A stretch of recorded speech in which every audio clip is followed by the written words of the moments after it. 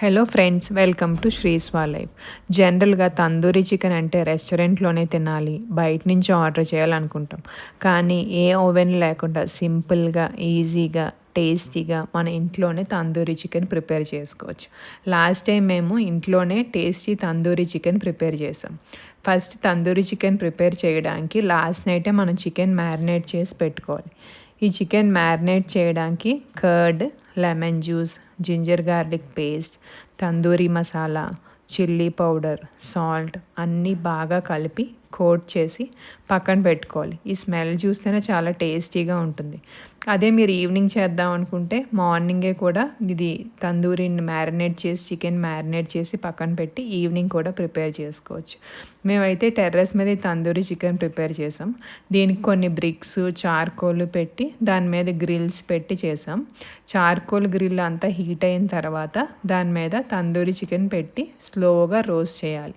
ఈ ప్రాసెస్ కొంచెం slow process, కొంచెం ఎక్కువ టైం పడుతుంది. అలాగని మీరు ఎక్కువ హీట్ మీద చేస్తే చికెన్ బర్న్ అవుతుంది కానీ లోపల కుక్ అవ్వదు.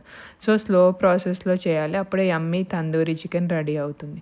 ఇది మనం తందూరి బయట నుంచి ఆర్డర్ చేసుకొని సింపుల్గా హాఫ్ అన్ అవర్లో తినేయచ్చు.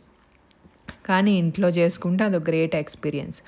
ఫ్యామిలీతో, ఫ్రెండ్స్తో ఏదైనా గ్యాదరింగ్స్ అప్పుడు, వీకెండ్ అప్పుడు చేసుకుంటే ఇట్స్ ఎ గ్రేట్ ఎక్స్పీరియన్స్.